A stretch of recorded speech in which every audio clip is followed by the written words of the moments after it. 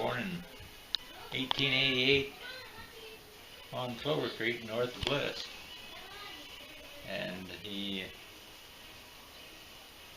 went to school for a short time when his folks moved to Arkansas, about a year and a half. And then he came out to Idaho and finished his high school and grade school in Gooding County. And then he went to Pocatello and went to the Academy of Idaho and got I don't know what kind of a degree they called it, but it was further education. He had 3 years up there. Then he came down and homesteaded a piece of land that I'm quite familiar with. Tell about how your folks met. Well, you can tell me about your mom first, and then you can tell about how they met. How about that? Oh, Mom was a different kind of a person. She was a dandy. I just absolutely adored my mother. Everybody that knew her did. But she was born in Lamar, Colorado. And let's see, she was born about 1895. 95, yeah, that's right, 95.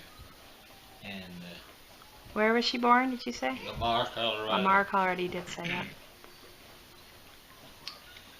And then when she was 9 years old, she said, well, first of all, she said to Colorado, the only thing she could remember about Colorado was dusty, dirty roads, and everything. And if you go in every place they went by wagon. And when you got there, you had more dirt on your clothes than there was on the road. It was such a dusty, dirty place, and she was glad when her dad decided that they'd move out to Idaho. But she was just a girl then. She was a little girl. I don't remember exactly what age she was when they came to Idaho. She was 9. 9? Was she 9? Mm-hmm. 9 years old, yeah. Then she finished school down Hagerman. Grade school. And then she went to, I can't remember where she went to high school. Gooding. You sure? Oh yeah. Yeah, she went to school in Gooding. And got a high school diploma in Gooding. And then Dad saw her in the Bliss one day at the post office. He looked at her and he said to himself, I'm going to marry that gal. And she was about 9.5 years younger than he was, but they got married anyway. He was right. And then they moved to his homestead, which is northwest of Bliss. And it's where they grew up. They started out their lives was there on that homestead at Bliss. He first started out with a 120 acres homestead, and it has grown into about 3,000 acres now in the various additions from, I think he only purchased one piece, I remember. He purchased a piece that's right back of the barn there, 40 acres on the hillside. It was worthless land, but it was real handy to have a backup keep the water clean. Nobody else could get to it after he bought it because the spring was just above that. And then when Mom and Dad got married, they moved out on Clover Creek. And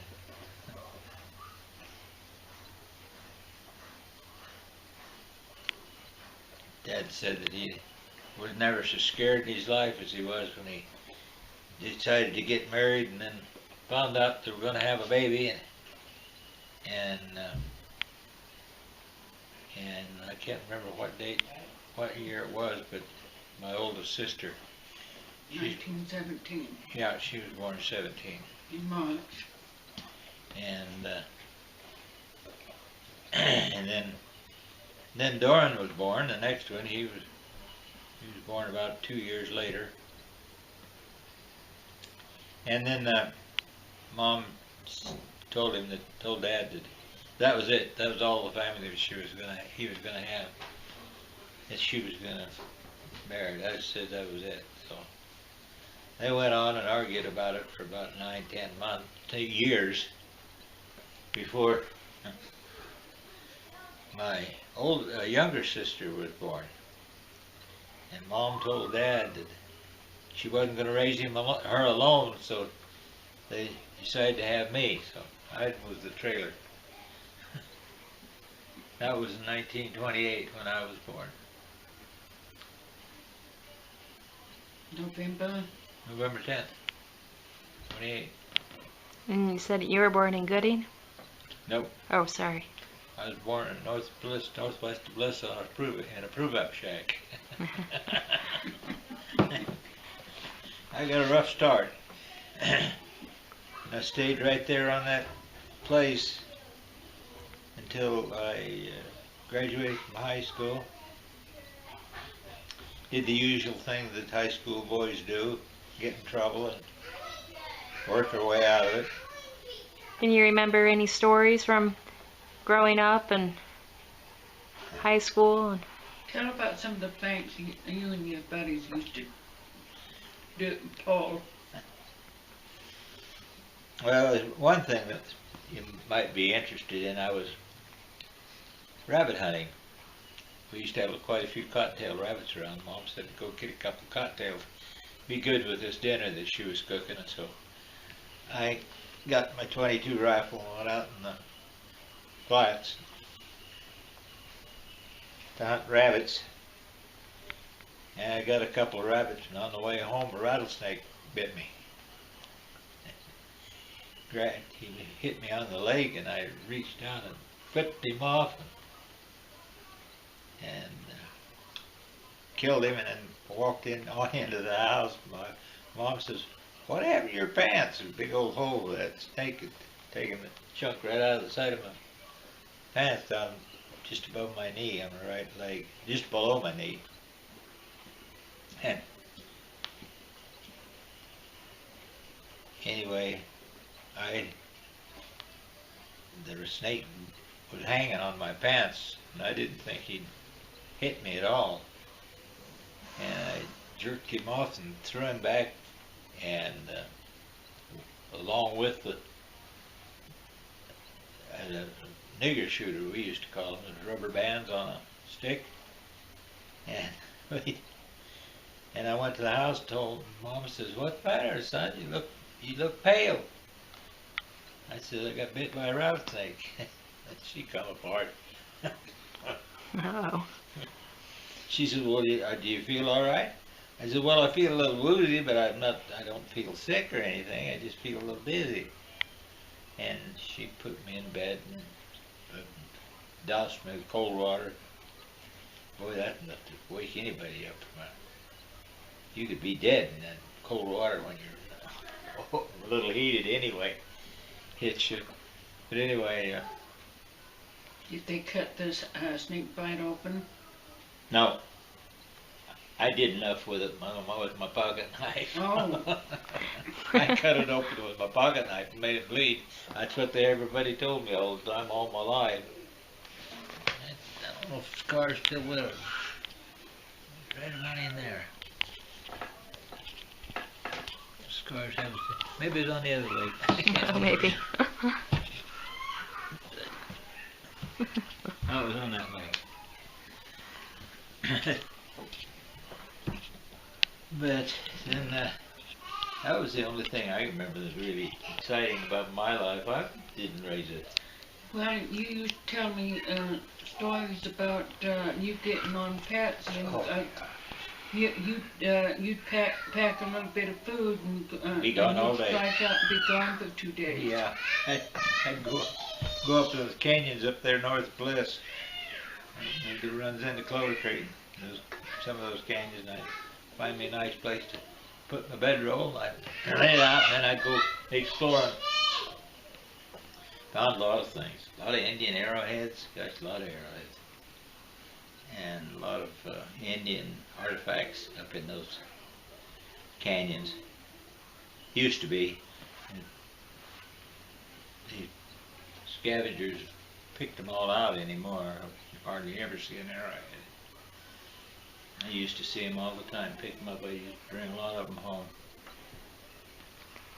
So what did your parents look like? What? What did they look like? Arrowheads? No, I'm going back to what did your parents look like? Oh, Mom and Dad? Mm-hmm. Well, they were the most beautiful two people in my lifetime that I could remember, because I think Dad was a handsome man. Had a big square jaw, and Mom was. Was he blonde like you?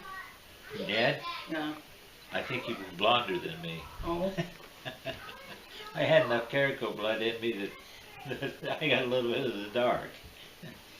And tell us what your mom looked like. Oh, my mom was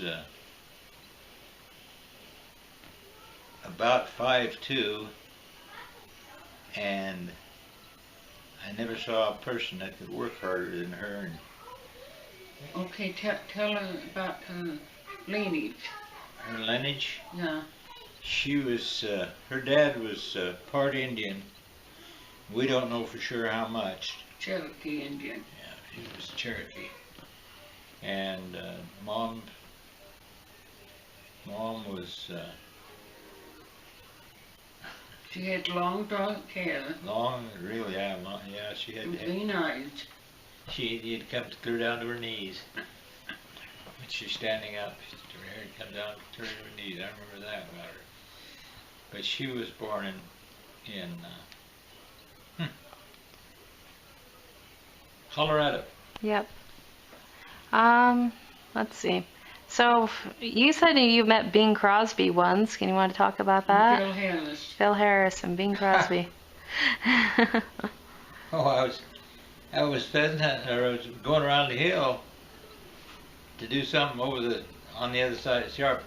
We called it going over the hill. It was just a little raise. You go over and come down to the next, next 40. And the two guys wanted to ask me if I'd want to go hunting with them, or could we hunt here? And I said, well, just a minute. You can go, but I'll go with you. And so I jumped in their car with them, and they went back to the house, and I got my shotgun, her dad's shotgun, and they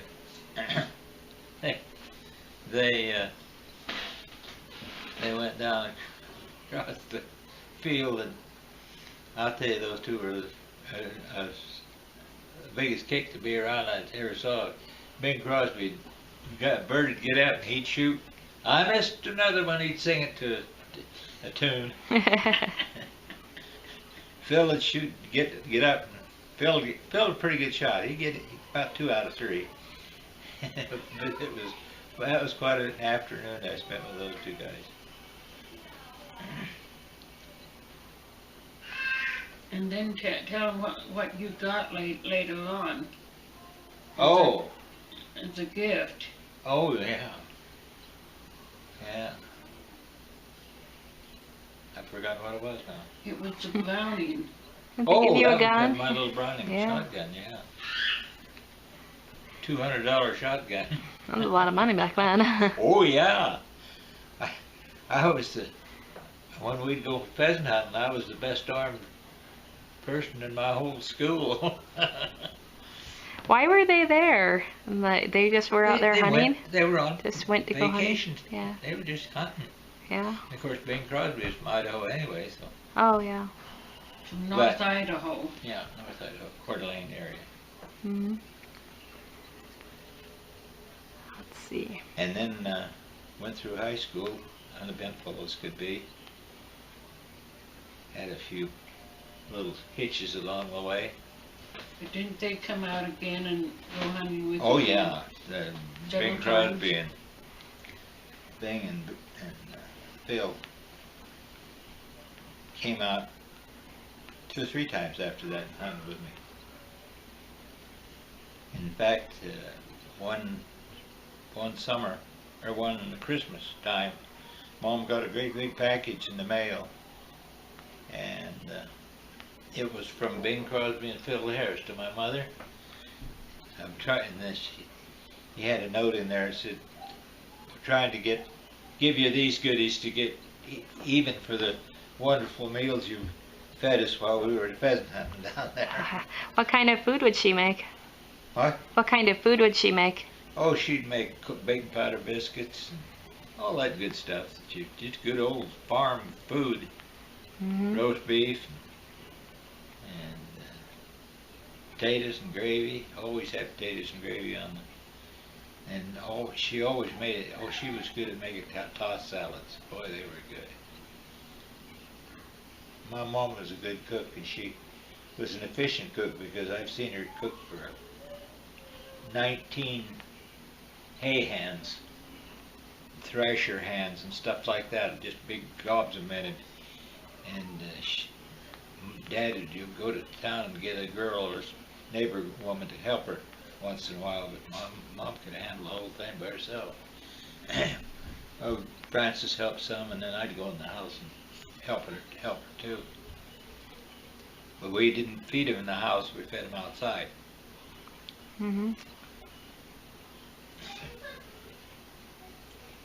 That sounds like a lot of fun times. Oh, I look back on it. I enjoyed it. I had a ball growing up. I had good friends, good neighbors. The Robbins boys lived up the road from us a ways. They had three boys, and one of them was my age, and one older and one younger. And Tell her about the local swimming pond. oh, the one that we used the most was the one right above our house there at the ranch. Boy, that was good. Good place to swim. Dad, when we first moved there, when we first moved to that property, I was born around what we called around the hill. It was actually about a half a mile from the house where I grew up. But I was born around the hill, and I lived there till I was about 7, 8 years old. I just barely remember moving to the ranch. And then, but I would tell you about the swimming. Dad, first thing he did, got a team of horses in the Fresno scraper and scraped out a pond up to have a place to swim. My dad loved to swim. And a couple of his kids inherited it. Myself and Frances, my youngest sister. My youngest sister could outswim anybody in the country, I believe. She was like a fish. So Eleanor took after Frances. Francis. Frances was good cook. Oh, you mean my Eleanor? Yeah. Yeah. But now it was my Eleanor and Dad's Eleanor. Yeah. We each had an Eleanor. I like the name Eleanor.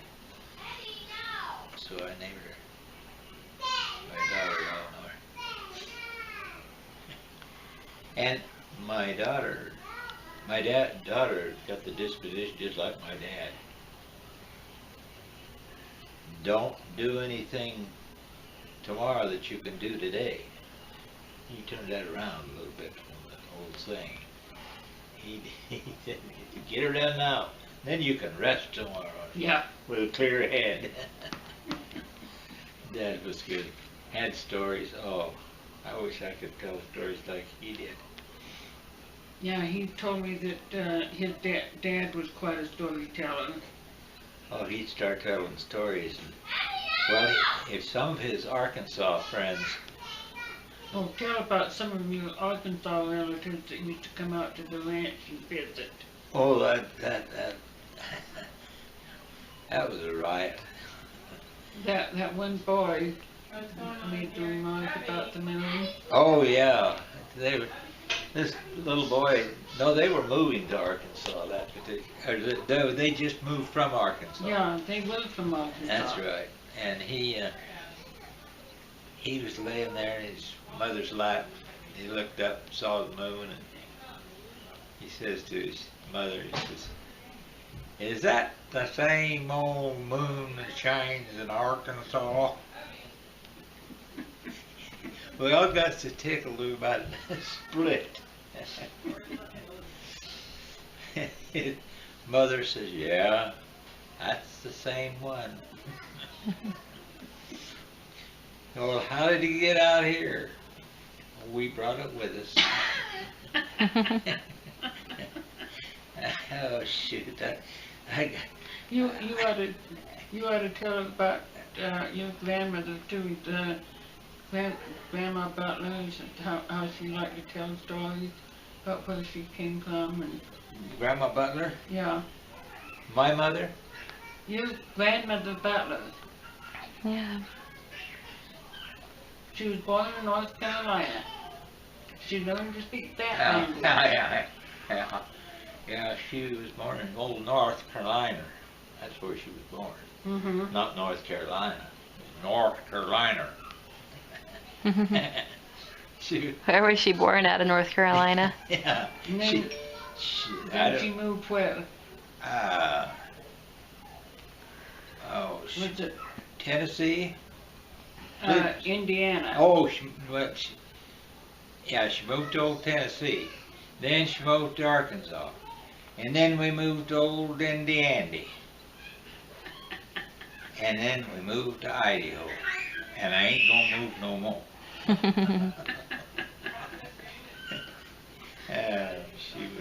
She was funny too. She was a good woman though. And she had 9 boys and 5 girls. That's a lot of kids.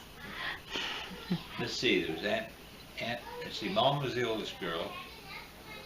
And then Aunt,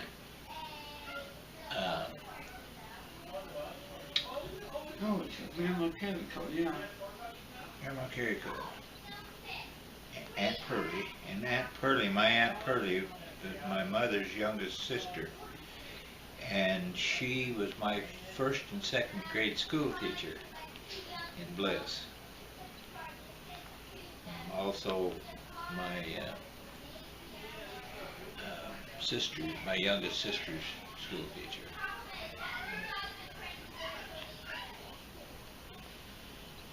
My mind's slipping.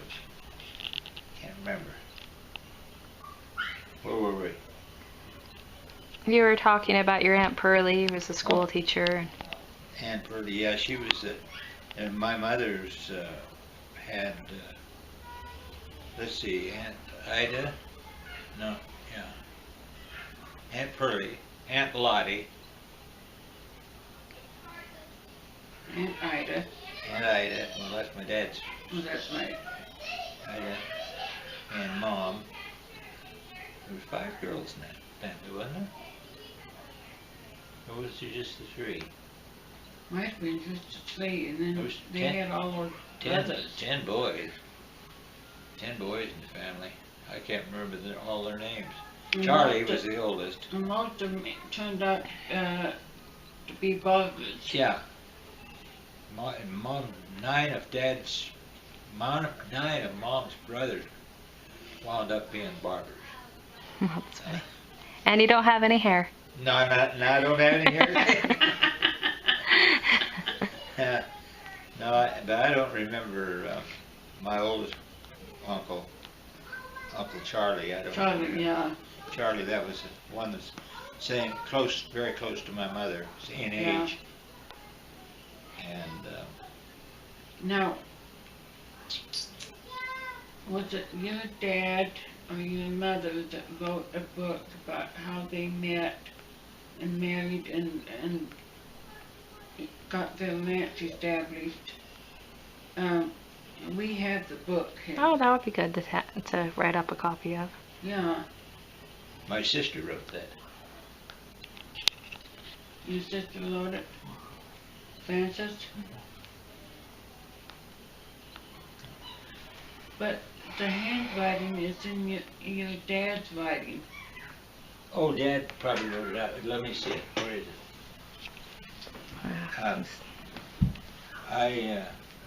I can tell by looking at the writing who wrote it. Yeah.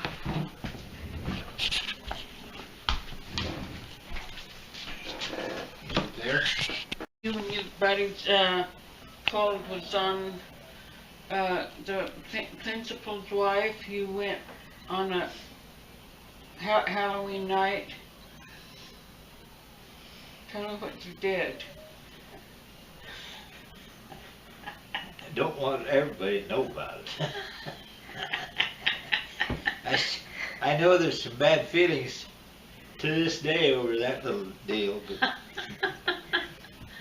But it was so funny. Go ahead and tell us. Not very many people are going to see this, and well, I can't remember just exactly how it went now. Well, you and your buddies decided you was going to get together and play a practical joke on the superintendent's Wife. Yeah.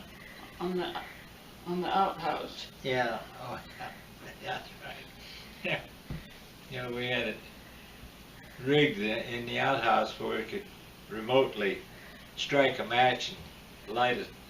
That's not what you told me. Well, that's what. You put honey on the Oh toilet yeah, seat. that's right. We put honey on that seat. We put a firecracker on another one time. But, yeah, Okay, you didn't tell me about that We one. could tip the toilet over like everybody else was doing, so we just put honey around the seat. When she came out, I can't hardly tell that, it's funny. She came out of that toilet holding it, turned out like this, I'm gonna kill some goddamn kids, I'm gonna kill some goddamn kids.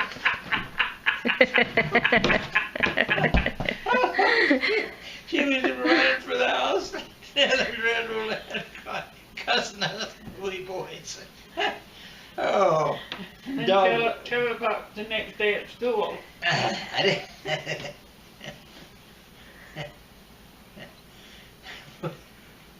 Oh, I can't even think about it. Every time I think about it, it just makes me laugh. That was the funniest thing that I ever saw in my life. Well, that was really comical. What was the superintendent's name? Oh, Mr. Gish. Okay, and then he said something to you boys in class. Oh yeah. He says, well, I suppose everyone in school knows what happened. Of course they did, but then he says, don't worry, you're not going to get kicked out of school. He says, I might get kicked out of the house. He indicated that was probably one of the Yeah. funniest things. But he thought he said that's the funniest thing he ever saw in his life. Yeah. Of course, everybody in school, went around school, just like lightning. It was only about, 30, let's see, there was about 12 in high school. 36 or 38 schools in the whole school. That counted from first grade clear out through the 12th.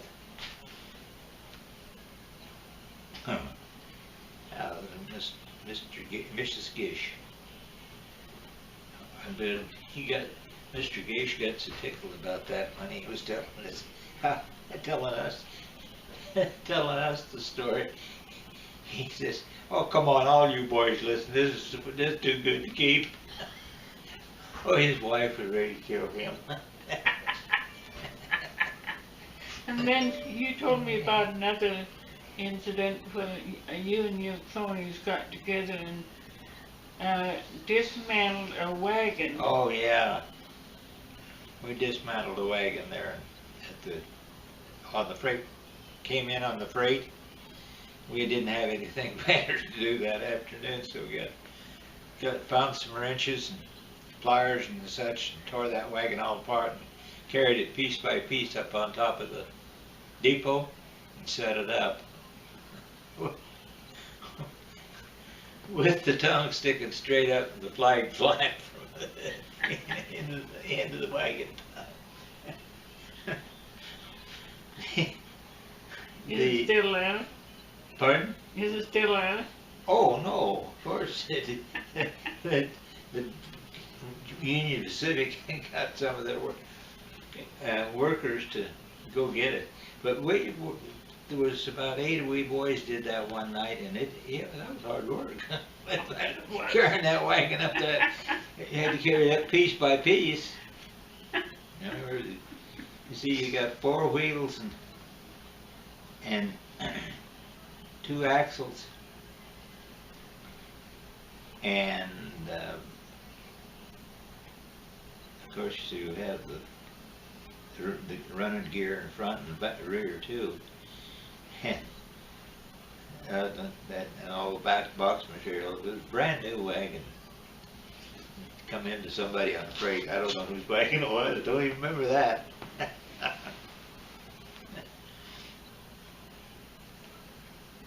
Yeah, I think one of the Pruitt boys was in on that. Do something else. That green light's not on now. Oh. Oh, it is now. Yeah. What's the matter? Oh, she's recording her show. Oh. Well, let's see. Then you went through high school, and then where did you go to college at? Yeah. Oh. Just a minute. Okay. So, what did you study there? Well, I started out in engineering and found out I didn't like it, so at the end of the first semester I switched to animal husbandry, which is a study of livestock and how they're to be grown and handled and everything in the ag department.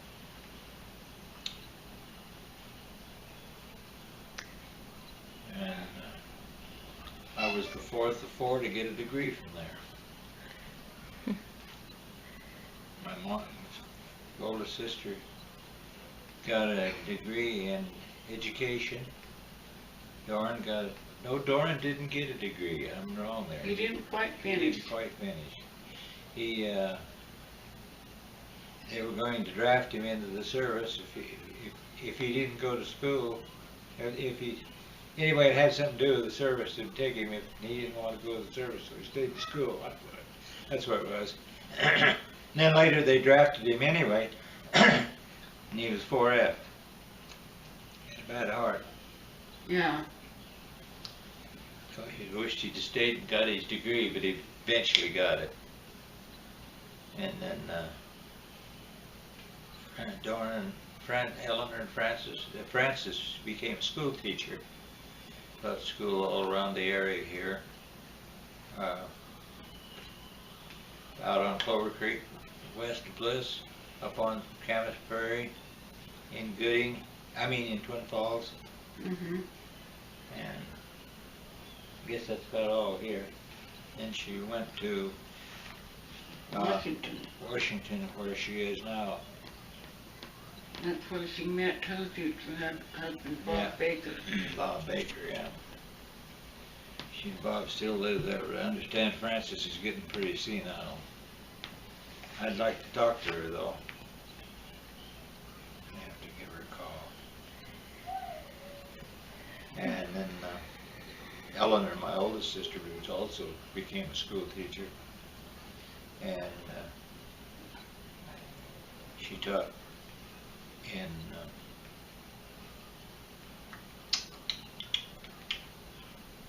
what's that town on the way to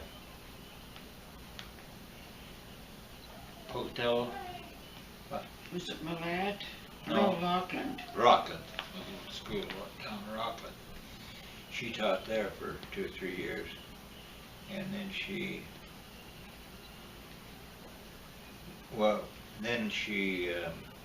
when she was at the University of Idaho, she met a guy up there that took a liking to her, and they finally wound up and got married. And and then he was an educator himself. He had a doctorate. What was it? Was it, had something to do with glasses? Oh yeah, range management. Range Go management, back. yeah. Hey, go back. And then he taught. She lived in New York. New York State, upstate New York, Montana,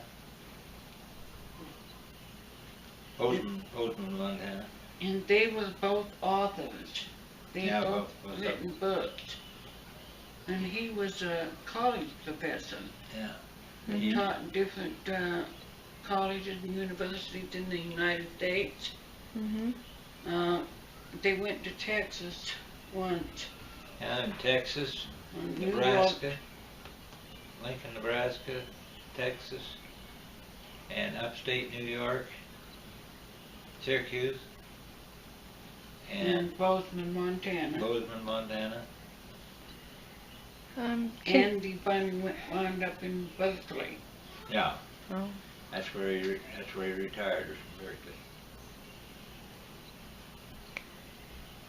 I don't know. They bought a house there in Berkeley. And it was a 3-story house. Yeah. And Harold was gone quite a bit at the time, and Eleanor was a diabetic. She'd been a diabetic since she was a young child. 4. Yeah, and anyway, Harold came home one time. This is when Eleanor was 61, and found her dead. She was born in 1917 and lived to be 61. I think that was in 1978 when she died. That's about right. Yeah. But tell her about the funny story when they were living in Bozeman and she worked for the radio station there. And tell her about... I was there at that time. I was helping Harold. I know. And tell her about that funny incident with when you went out with Harold that one time. We went out with, we were going out and doing some range work. He was a ranger, range management was his business. And I was working with him and enjoyed every minute of it, working with him. He was a character. But anyway, my sister was announcing on the radio, and she says, "This is KR by M. Beesman, Montana." And Harold stopped at the car, and we just laughed about that. Says, "I gotta call her and see what she has to say." So he called. We stopped at the next little joint there where we were on some of those plains in Montana, and top of some little town. She gave her a call on the phone. He says, "KR by M. Clank." He said the receiver hit on the other side. Oh, we had a lot to laugh about on that trip. And my older sister had a quick temper. Oh boy, was she hot-tempered. And so was my dad, as far as that goes. So she inherited that hot temper from your dad. Yeah. And then having diabetes, she was a lifetime diabetic. Having that diabetes too, that just made the situation worse. But Harold was always poking fun at Eleanor. It was really funny. He liked to tease her. Oh. And she liked to be teased. Oh, did she? Yeah. Tell Susan about the time that you and Harold were out on the range and you dug a hole. Oh, yeah. In the range work, what he was doing was charting the um, roots of the grasses to see how far they go down into the ground. And there in Montana, most of the grasses that we ran onto were blue bunch wheatgrass, which is strictly a range grass. And we were digging a hole, and the hole is about, I suppose, big around as that table, 1.5. It's about 1.5 bigger than that. How deep was it? Well, don't get to the story. We had cleaned off the bottom and just take it by layer. Then we'd pick the grass stems that come down and we'd check them, and just kept going deeper and deeper and deeper till we got down to, it was probably 3 or 4 feet over our head, the top of the hole. We'd take a shovel of dirt and throw it up out of there, and we'd pick the grasses out, and then the dirt would go up, build up under your feet, flip it out. Just kept doing that. I flipped the shovel full out, and I looked up, and the deer. No, antelope. The deer. They were antelope, that's what you told me. Oh, well, wild animals. Deer, I'm sure they were deer, though, honey. They were antelope. You told me the story more than once. Anyway, they formed a circle around that, and those deer were all looking right down at that like this. And I just sat down back like that, just as easy as possible, and I pointed up, and Harold saw me, and he looked up that way, and he got his camera and laid it in the floor of that pit that we had, and took a picture of it. When that picture snapped, those antelope or deer all took off at the same time, and just showered us with dirt. And after he got cleaning things up, he says, "I don't think I'll do that again."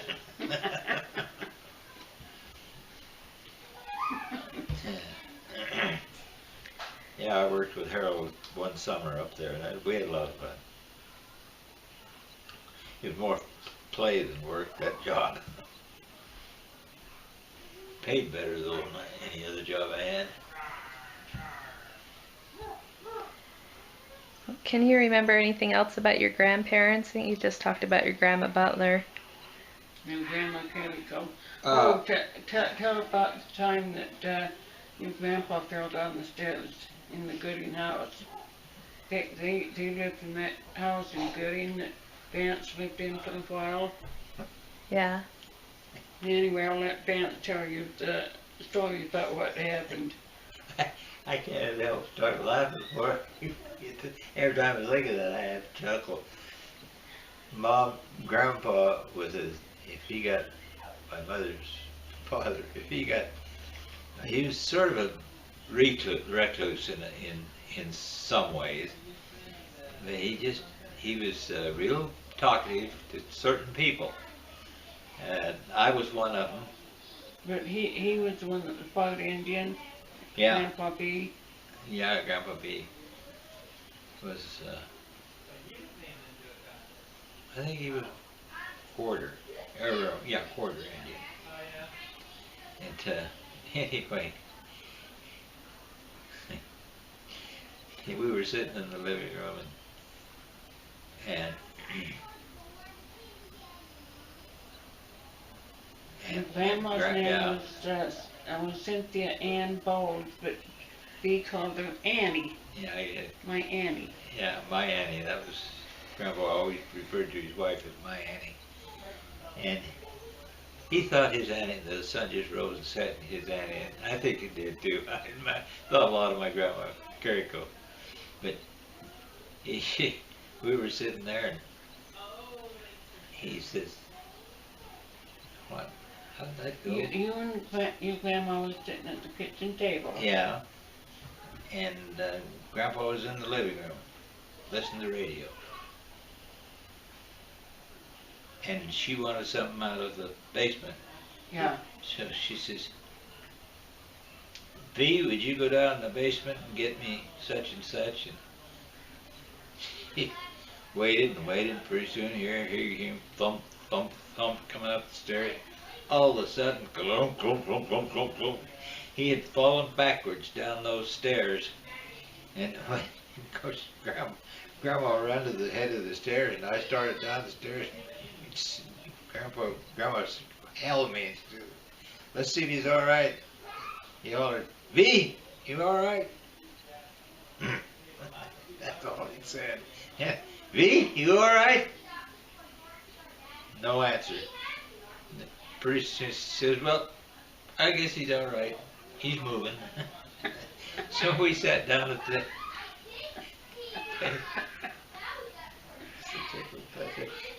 and we sat down at the table. He got just about to here he was coming up the stairs. He got just about to the top of the stairs and he fell backwards again. Down those stairs. You didn't tell me that before. The next time he came up on all fours, he went out and sat on his chair. Grandma called it his sulking chair. He went out in the backyard, sat in the shade of his sulking tree, in his sulking chair. Oh, he was something else. He didn't say much, but when he said something, you better listen because it always the sage piece of information. And didn't you say that Grandpa B had a big, long, Oh yeah, soft beard? had a beard that came clear to his waist. Big old white beard is the last I remember of him. That big old Duck Dynasty beard, huh? Yeah, he went clear down to his waist. Mm-hmm. He was about my size, maybe I'm a little taller than Grandpa. But I remember Aunt Pearlie talking about her dad, that she just loved her dad. Oh yeah. When she was a little girl, she used to like to sit on her daddy's lap and nestle her face against his soft beard. And she felt so contented and loved. Well, Grandpa was partial to Eleanor, or Pearlie anyway. What's going on? Oh, Kids are getting tired. Jacob's in there with them.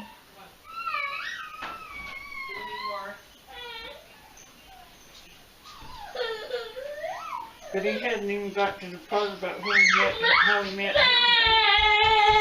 What's wrong, honey? I'll save that for another time. You're getting worn out. You want to wait until The what do they call that?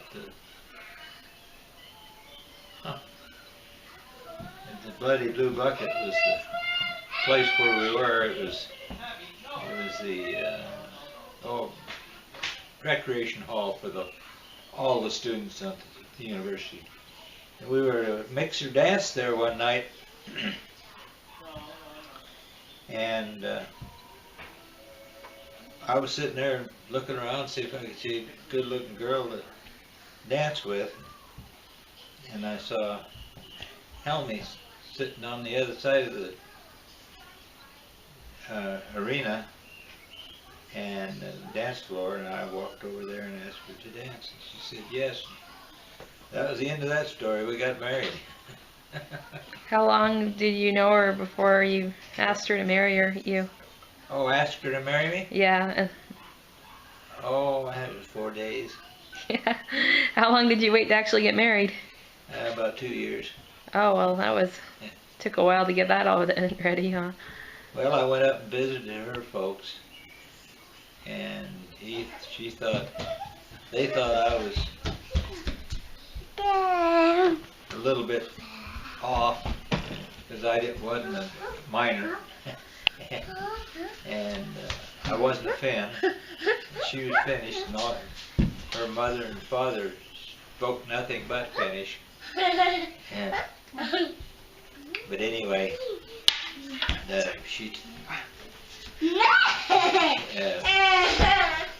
when she told her dad that she was going to get married, and He said, no, you can't get married. We need you around here. That's kind of the worst thing, wasn't it? Sort of dictatorial. She said, I'm not going to stay here and wither away the rest of my life. I'm going to marry him and I'm going to move to Southern Idaho. So we got married, moved out to Southern Idaho. My dad just idolized my wife out there. Tell him how strict his dad was. How strict? Yeah. Oh yeah, if you put in a coat in a hole, if it wasn't dead on line, dig it up and do it again.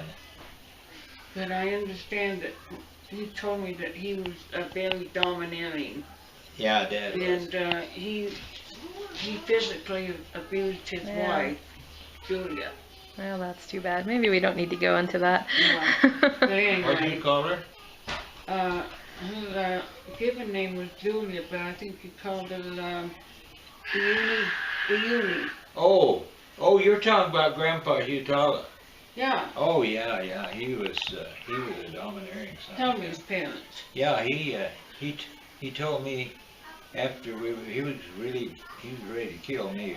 That I was going to marry his daughter, and he told me, he says, don't let her do anything you don't want that she's not going to do.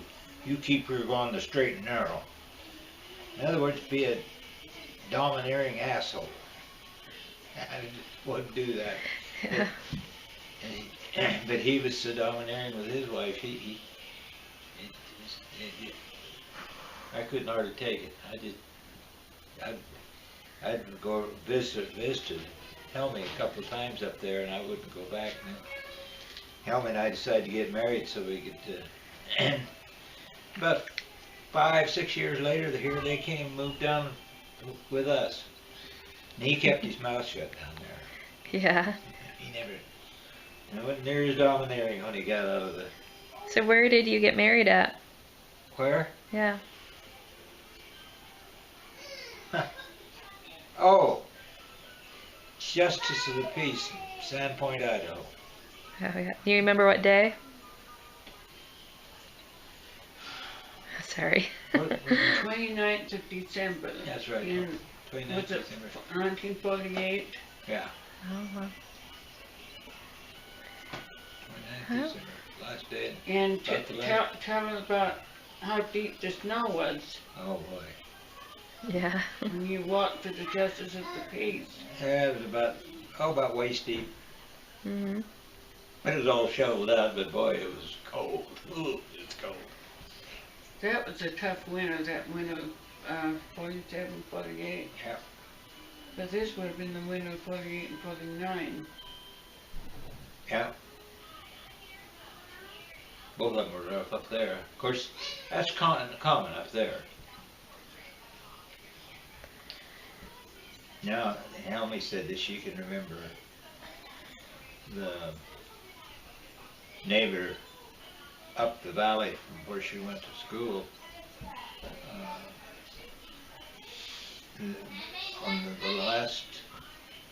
On the school route, the last guy up there owned dogs, and he had a dog team, and he'd pick up the kids in the dog sled, by dog sled. Oh, that's And fun. take them to school. And that wasn't all winter, but most of the time then, Helmy said she walked to school. It was only a mile and a quarter. And oh, it got cold up in that country. That winter of 48, 49 that was a cold one. That was the one that, and Helmy said that she never got so cold as she did one night that when they were coming home from school, and one of the runners broke on the sleigh, and they had to walk.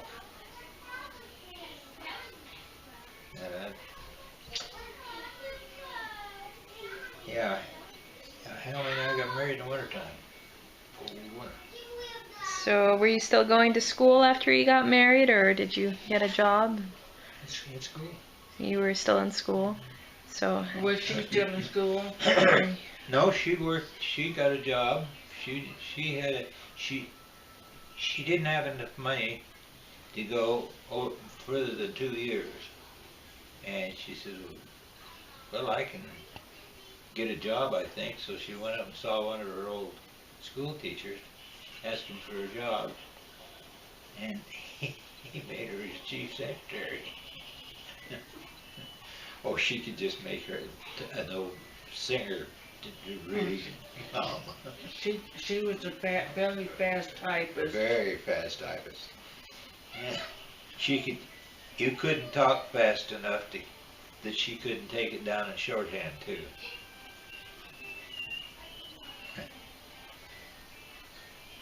Yeah, that's about it, I guess. Well, let's see. Then you finished up going to school at the University of Idaho. Pardon? You finished going to school at University of Idaho, and what?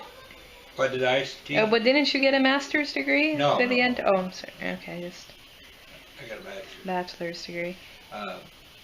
I thought my major was animal husbandry. So after you're done with that, like, where did you get your first job? The ranch. Okay. Went home, helped Dad Yeah. So for how long did you do that? until I quit, and Tell us why you quit the ranch. I think that's a little too personal to put on. I'll tell you if you'll promise not to use it. But anyway, that's about the whole way the whole thing went. Yeah. So what did you do after you left the ranch? Oh, worked for Pet Incorporated. So that was your first job you had, and you just did that your whole career. His first and last job. What was your first position when you started out? Field man. And then you moved up to different levels, and yeah. Yeah. About the last month I was there, I managed the darn place. You became the plant manager. You only did that for a month? Only did it for a month. Oh, And he was that was enough, huh? He St. was Louis. superintendent for a few years. Oh, I okay. was superintendent. Is that kind of like quality assurance, or is that a little different? What, superintendent? Yeah. Oh, we took raw milk and made it into evaporated milk Oh, okay. and canned it. Mhm. You've seen Pet milk canned and Seagull. We can both brands. Mhm. Those are our two main brands. We'd run 150,000 pounds of milk through that plant every day, Sundays and all. Yep. No. So, and where was that at? What town did you live in? Buell. Lived in Buell. And you had all your kids there, and Oh yeah, we lived there. yep. Helen and I and Nick and Eleanor. Mhm. Did you have what do you remember about them growing up? I'd never forget any of it. Well, Oh, Didn't she have Anne first? Isn't she the oldest? yep. and she was born here in Randolph. Mhm. The hospital. And They used to have a hospital here. and Nick was born in the car on the way going to the hospital in Jerome, and the hospital in Jerome in 1952 was a brand new hospital, and Nick technically was the first baby born at the new hospital in Jerome, but they didn't quite get into the hospital. Didn't quite make it, huh? He was born in She the had the front, baby in the car. and she was born in the front seat of an old Studebaker. He went when they got to the hospital. He went in and got sister. What was her name? Miss Sister Mary Martina. And she came out and delivered the baby. She finished the job. She said to me, says, "Did you ever done this before?" I says, "No, and I hope I never do it again." She said, "Well, you did everything right." I said, "Well, we read every book we could find on child raising." But the child only weighed, what was it? Just short of 4 pounds. They had small babies. Yeah. Well, she wasn't very big, so maybe she couldn't grow them that big. Yeah. How small was Helmy? She used to tell people she's 3 foot 23 and a half. 4 foot 11. Actually, 4 foot. What is it, 11 and a half? Anyway, a quarter of an inch less than Pikey. Mm-hmm. Yeah. I wish I had some pictures of her standing out. I do know that. Well, she took some pictures of Helmy. I just took pictures of the pictures that you have up on the stand in there. I took a picture of you two together. Yeah, so you can kind of compare the height on that one. Uh-huh. Oh yeah, she was short. I'm not very tall, and she was. Yeah. And then that one picture of her as a young teenager. Didn't you say she was 15 in that picture? Helmy? Yeah, something like that. Yeah. When she graduated from high school. Yeah. She graduated early because she was so intelligent. She was able to get through, finish up all her high school credits when she was 15. And then she went to the University of Idaho and she finished. You said she went to school for 2 years. 2 years. She got 2 years at the University of Idaho, and was 17 when I married her. She was 17 when you got married? I thought she was 18. No. So you met her when she was 15? Yeah. Wow. She was going to college when she was 15? Uh-huh. No, they would just like jump, and yeah, now you're still stuck in high school at age 15 unless you drop out. She was 15 when she was, in her first 2 years in college, she got 4 points. Mm-hmm. Straight A. And then they had Anne in 1950. Yeah.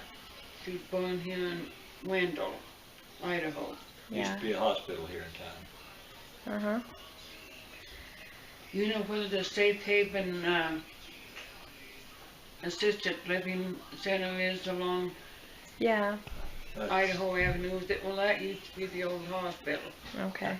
She was born there. Well, let's see. And then you had Eleanor after Nick. Uh-uh. No? Nick, Yeah, you had Eleanor after Nick. after Nick, yes. Yeah. And where was she born? Who, Eleanor? Same place Nick was. Jerome. Jerome? Well, at least she made it inside though, right? Yeah, made it inside the hospital that time.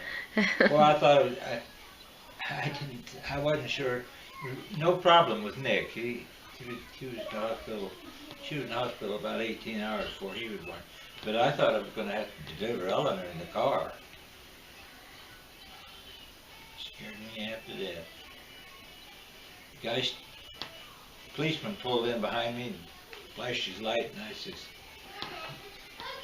"Got it, We had baby," and coming in the car. He says, "Follow me," and away we went. I was going ducking through traffic. It was all by myself. And she, Alma said, "Hurry up, hurry up, hurry up, hurry up, honey, hurry up, hurry up, hurry up." I said, "If I drive any faster, this old car will fall apart."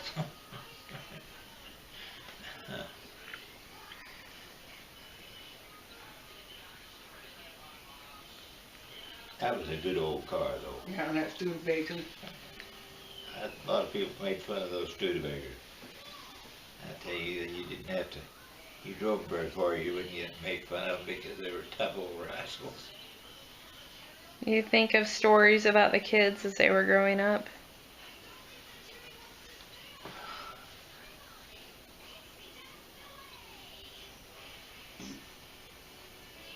Well, you always told me how athletic Eleanor was. Oh yeah, Eleanor has. And she was outdoorsy. Oh yeah, she was.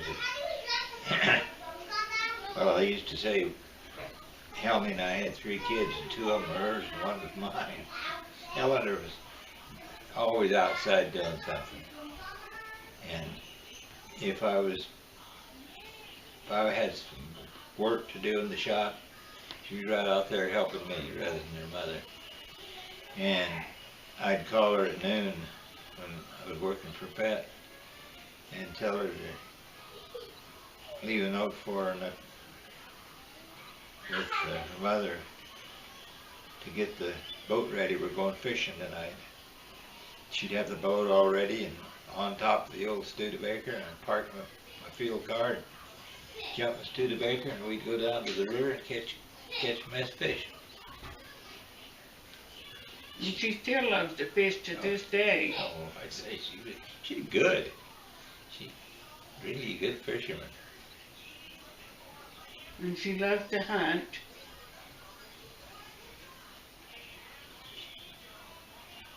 She says she's my boy, but I'm in the wrong color, wrong clothing.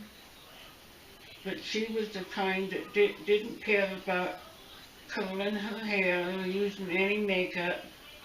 Whereas Ann is the complete opposite. She liked to fix her hair up and put makeup on. Ann's a girly girl. Yes, Ann was a girly girl. And Eleanor was tomboy. And Eleanor was exceptionally good at swimming. And how old was she when you said she started diving into the pool from the high diving board? I don't think she was over 3 years old. Well, I was standing there by the swimming pool there in Buell one day, and she'd climb up the ladder and walk out on the board, dance a couple times, and pew. And that old boy standing by me says, "Goodness sake, did you see that?" I said, "Yeah." He says, and then she did it about 3 times. He says, "I wonder who that girl is." I says, "My daughter." He says, "Doesn't that..." a little big thing. Says, "What? Doesn't that scare you?" I said, "It doesn't seem to scare her, but some of the things she does sure does scare me." And there's one thing that she was never afraid of, and that is work. Work and scamp. In fact, now she runs a. No, she helps make the pizza dough. Yeah, I guess she quit the cooking, didn't she? Yeah, she quit cooking. She makes a pizza dough for a pizza house there in Buell. It's called, what did they call that restaurant? It used to be the train depot. Train station. Train station. Yeah, I think it That's still what is. they call it, Yeah, the train station. train station. They make good pizzas there. Oh yeah. And sandwiches. She's not. Mike quit. Yeah, Mike started working at the same place, you know. Yeah, he delivers the pizzas. He's a pizza deliverer. And before they get started making them, he helps Vance or Eleanor and helps Ann get her stuff ready. Yeah, he helps Dan out too. Eleanor. I have a daughter named Ann, or Eleanor, and a sister named Eleanor. Mm-hmm. And Eleanor had Gavin and Vance, Yep. right? And then and he told me a little bit about Ann, that she liked to be a girly girl, and Oh yeah, she was my girl, and Eleanor was my boy. yeah.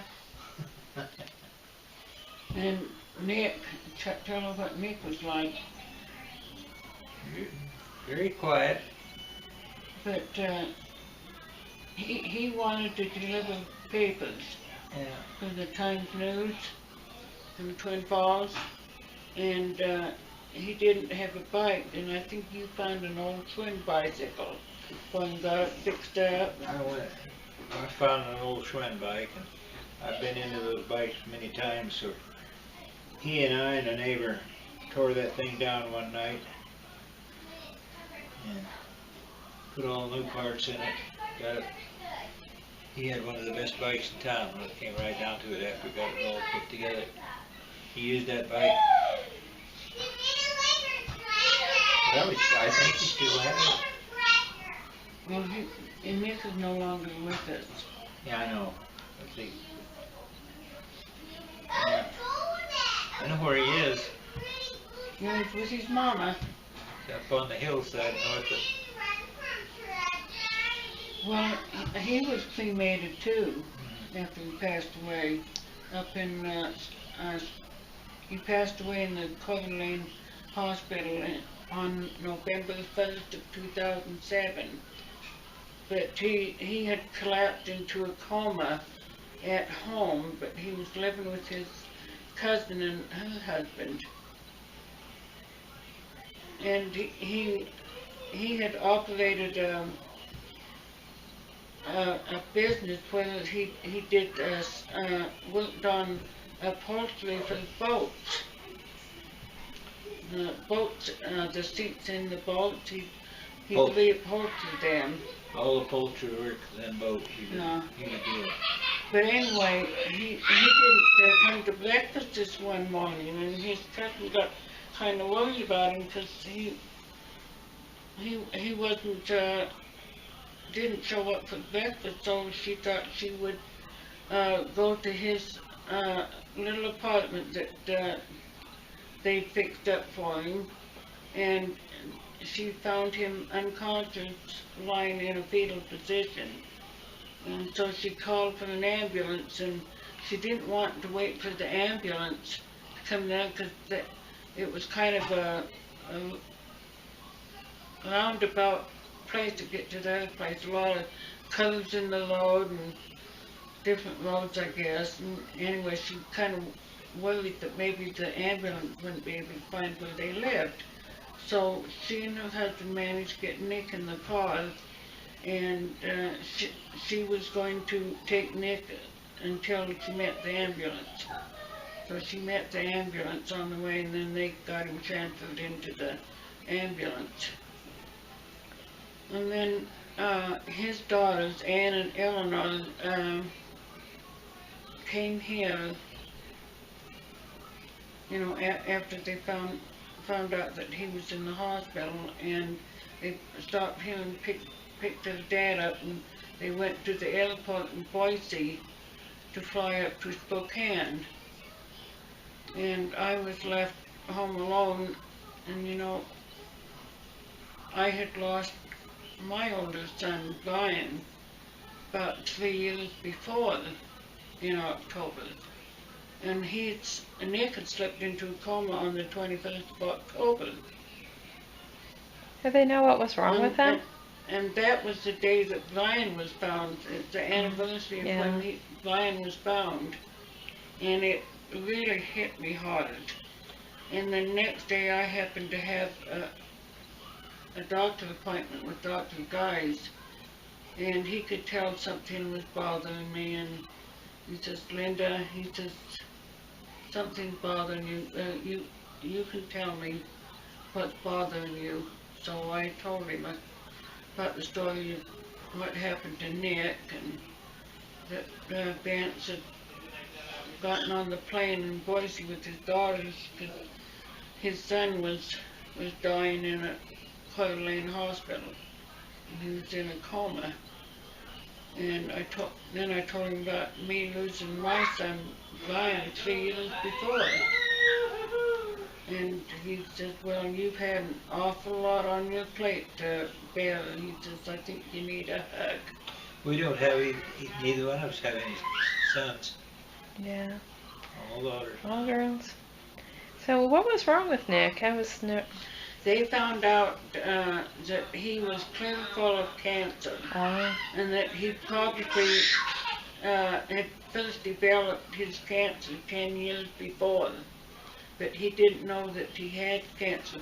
He knew he had something wrong with his legs. It was kind of like a minor case of Lou Gehrig's disease. And he had been doctoring with a specialist down in Salt Lake for his legs, because he didn't like to travel to make long trips because it bothered his legs. Yeah. He never was one that liked to walk. It hurt him too bad. But Nick was, he had the misfortune of meeting two very nice, beautiful women, and they had both been cousins. The first lady that he was involved with was from Sacramento, California, and she owned a modeling agency. And I don't quite understand how they first met, but anyway, during the course of their courtship, Nick had proposed to her, and they'd become engaged. And so, anyway, his fiance decided that she was going to travel to Pocatello to visit with him, and on the way she was involved in a fatal car accident in which she was killed. Well, her cousin, who was she from California too? Anyways, she was a lawyer, and her cousin, Nick's fiance, had willed everything to Nick, her house and her modeling agency, and she traveled to Pocatello to discuss this with Nick, and Nick told her, well, I don't want any of that, I don't want the money. And she says, well, she's willed it to you, but she says what we can do is set it up in a trust fund for girls who aspire to want to become models. You use it that way. And Nick went along with it. He said, that sounds like a good idea. So anyway, they became better acquainted, and they started dating. And so he proposed to her. And lo and behold, she was on her way out to Pocatello to visit with him, and she was involved in a fatal car accident. She was killed. So Nick just felt like there must be something wrong with him. There was a hit something on him that he wasn't meant to get married. Those ladies just didn't know how to drive. So, I don't know, No, but anyway, that wasn't a good joke. He just didn't take, after he lost those two, he didn't have any more interest in getting married after that. Oh, that would be But hard. he had some neighbors who lived next door to him in a duplex apartment that he lived in Pocatello. And this couple had this beautiful little dark-haired little girl named Elizabeth, and she was about 2 years old, and Nick doted on her. She was the apple of his eye. Nick would have made a good father too. Oh, he would have made a very good father, and Nick was quite a storyteller. He inherited the Butler trait for the storytelling. And he could tell some stories that were so funny, just keep you in stitches. I remember we were invited to Ann's place for Thanksgiving this one year. I don't remember what year it was. But anyway, Nick was there. Oh, it was when I had my first knee surgery. I had an arthroscopy on my right knee, and the day before, and we went to Pocatello the next day for Thanksgiving. And I forgot to bring any dressing materials to redress my knee. And I happened to mention to Vance that, you know, I need to go to a drugstore somewhere to get some dressing material to dress my knee, and Nick jumped on the bandwagon then. He says, what do you need, Linda? And he says, I'll go to the drugstore and pick it up for you. So he did.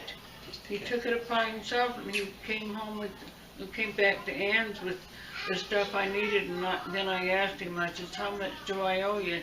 He says, not a thing. He says, it's on me. I said, bless your heart. He was such a good person. He had a heart as big as gold. He just like his grandmother, Helmy's mother. You said that he was a lot like his mother. Oh yeah, he's an awful lot like Helmy. He was very kind.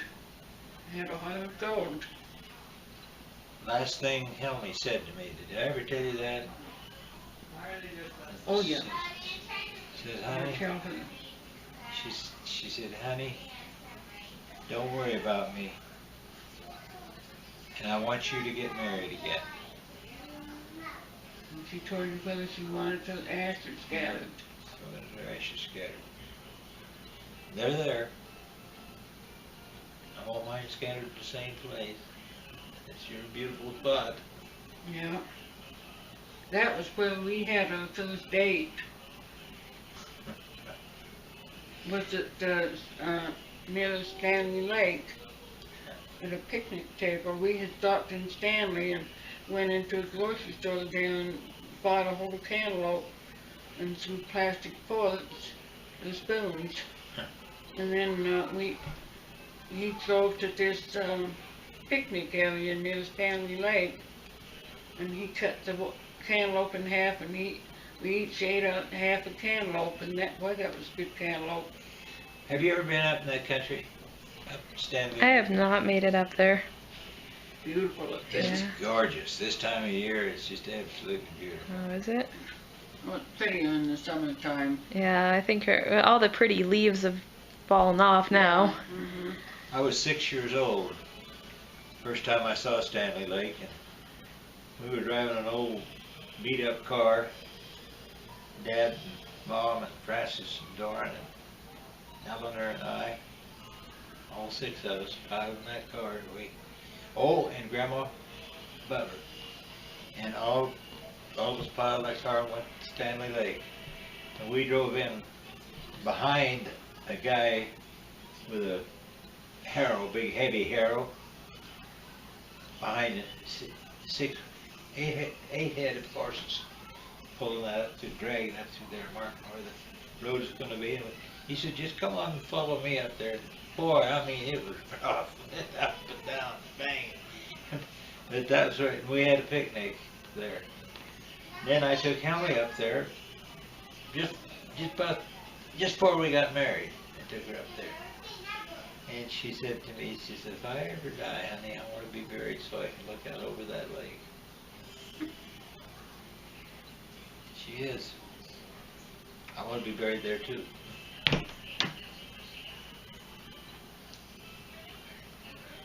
Well, I gotta go to bed. I get TV. Alrighty. You did big lift for an hour and a half. And your dogs that you had over the years, like Tige was your favorite dog. Oh, Tige. And your folks got Tige when you were just a baby. Tige.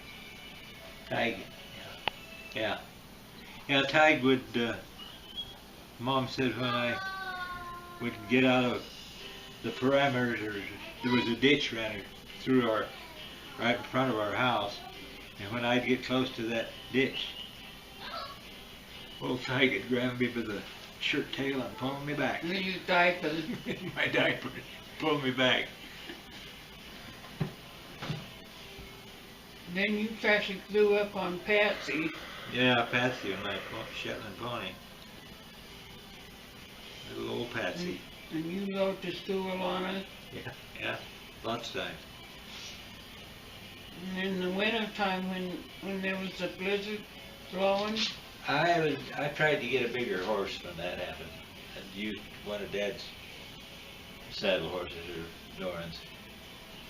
Patsy wasn't quite big enough. She's all right around that range, but I need the bigger. I got one little, what was the, what we call it, gray, sort of a grayish horse. It was a tough little You rider. talked little about gilded. Sailor. Sailor, Nick Sailor, yeah. Yeah. Yeah, he was, I used to ride him to school quite often. I loved to ride him. He was something else. He was just the nicest little pony. They were always kidding me about my saddle horses at school. And I said, well, if any of you want to race me, I'll run you around the racetrack. Had a half-mile racetrack on the school grounds there. None of them could keep even close to me. Which were our horses were all pretty well bred. Mostly thoroughbred. Well, I'm gonna go to bed. Okay. And continue another time. Yeah. But I'd love to listen to his story. Are you a good dog, dude? Well, you can tell me your stories, Mom, if you're still awake.